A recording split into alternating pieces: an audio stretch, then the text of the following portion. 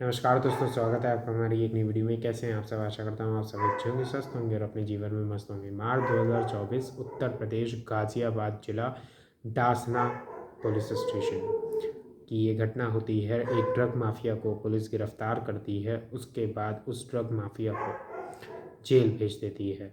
Jail जाने के बाद वह कई रिश्तेदारों से मिलता है, दोस्त यारों से मिलता है। उन्हीं में से एक दोस्त से मिलता है तो कहता है, मेरी बीवी प्राची घर में क्या है, अकेली है, उसके आसपास कोई भी नहीं है, मेरे जो है नाते रिश्तेदार भी नहीं है, क्या तुम जो है मेरी बीवी का ख्याल रख सकते हो पैसे से, और जो ज़रूरत का सामान उसको चाहिए हो उससे।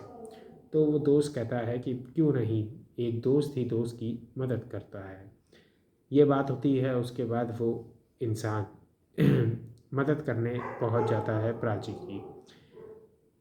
आए दिन जो है उसका सामान ला देता था। कोई भी अगर रुपए की ज़रूरत होती थी तो वो उस रुपए की पूर्ति कर देता था। एक दिन प्राची कहती है कि ये बताओ, तुम इन सभी ज़रूरतों को मेरी जो है पूरा करते हो, क्या मेरी किसी और ज़रूरत को तुम पूरा कर सकते हो? ये कहना उसका और उन दोनों के बीच एक अवैध संबंध बनने की शुरुआत थी। इसके बाद क्या हुआ? एक दिन वह दोस्त जिसकी वह बीवी थी वो छूट कर आया, और इन दोनों को इस अभद्र स्थिति में जो है इन्होंने, अनैतिक स्थिति में इन्होंने जो है पाया। जिसके बाद जो है वह इन दोनों को देखकर अंदर ही अंदर जो है मर चुका था। 7 अक्टूबर 2025 शाम को 8:15 का समय है, रात के। मयूर विहार सिखौड़ा रेलवे फाटक एक स्कूटर सवार आता है और उससे जो है 3 लोगों की कहासुनी होती है, गाली गलौज होती है। धीरे धीरे करके जो है भीड़ उन सभी लोगों को देखने लग जाती है। फाटक बंद होने की वजह से वह इंसान जो है भाग भी नहीं पाता है, और जाम भी काफ़ी लगा रहता है हल्का सा। अब क्या होता है, इस गाली गलौज के दौरान एक इंसान पिस्टल निकालता है और मुंह में घुसेड़ देता है। थोड़ी देर और कहासुनी होती है, औपते में जो है पिस्टल चल जाती है। गोली खोपड़ी के आर पार हो जाती है। दूसरी जो है खोपड़ी में मारी जाती है। उसके बाद तीसरी मारी जाती है, वो लगती नहीं है। सब लोग देख के हैरान हो जाते हैं। सब लोग भागते हैं, दौड़ते हैं, अपनी जान बचाते हैं। अब जो है वो लोग क्या काम करते हैं, हवा में फायर करते हुए पैदल ही जो है भाग जाते हैं। इतने में एक इंसान 112 पे कॉल करता है। तुरंत पुलिस आती है। उस इंसान को हॉस्पिटल लेकर जाया जाता है। हॉस्पिटल पहुंचते हैं, डॉक्टर जो है नर्व चेक करते हैं, वो जो है डेथ डिक्लेयर कर देते हैं। अब जो है पुलिस को पता करना था कि ये इंसान है कौन। तो कपड़े को जो है चेक किया जाता है, तो उसमें एक डॉक्यूमेंट मिलता है जिसके बिहाफ पर जो है इसकी पहचान हो जाती है। अब बात ये हुई कि तुरंत परिवार वालों को संपर्क किया गया। परिवार वाले आते हैं, उनसे पूछताछ करी जाती है। वो बताते हैं कि कौन इंसान जो है इस इंसान की मौत को दावत दे सकता है। आसिफ नाम था इस इंसान का जिसकी मौत हुई थी, और परिवार वाले रिहान का नाम लेते हैं कि रिहान जो है ज़िंदगी के पीछे पड़ा हुआ था। और जो लोग मारने वाले थे वो थे रिहान, बिलाल और फरमान। क्या है आसिफ की कहानी, और क्यों जो है रिहान ने जो है आसिफ को जान से मार दिया। और आसिफ वही दोस्त है जो कि जेल में बंद था, और रिहान वही दोस्त है जिसने जो है मदद करी थी उसकी। बात यह है, आसिफ जो कि 34 साल का था, वो ठेकेदारी का काम करता था, लेकिन जो है ठेकेदारी के काम में वो गुंडागर्दी ज़्यादा किया करता था। हत्या का कई बार उसने प्रयास किया और धमकियां दी। सारी चीज़ों में जो है वह आपराधिक गतिविधियों में लिप्त था। इस वजह से जो है पुलिस वाले भी उसको जानते थे। ड्रग्स के केस में वह जेल भी जा चुका था। 2011 में उसकी जूही नाम की एक लड़की से शादी होती है। उससे उसकी एक बेटी होती है। उन लोगों को जो है वह अपने घर पर रखता है। अब उसके बाद धीरे धीरे करके समय बीतता है। एक दिन जो है उसकी मुलाकात जो है प्राची नाम की एक लड़की से हो जाती है। प्राची की ऑलरेडी शादी हो चुकी थी दीपक नाम के एक लड़के से, और इन लोगों की ज़िंदगी जो है अच्छी खासी चल रही थी। लेकिन जब आसिफ और प्राची एक दूसरे के करीब आते हैं तो इनके अवैध संबंध बन जाते हैं। प्राची अपने पति को छोड़ देती है आसिफ के लिए, और उसके बाद जो है ये निकाह पढ़ लेती है, अर्शी बन जाती है। अब इन लोगों के क्या हो जाता है, एक बेटा हो जाता है। तो अब आसिफ की दो पत्नियां हैं, एक अर्शी, दूसरी जूही। एक से बेटी है, दूसरे से बेटा है। एक पत्नी को जो है वो जो है उस्मान नगर में रखता था, दूसरे को जो है मयूर विहार में वो रखता था, और उसकी ज़िंदगी अच्छी चल रही थी। बात क्या होती है कि वो ड्रग्स के केस में अंदर चला जाता है। फिर जो है रिहान से एक दिन कहता है, मार्च 2024 की का वह समय होता है जब वह गिरफ्तार होता है।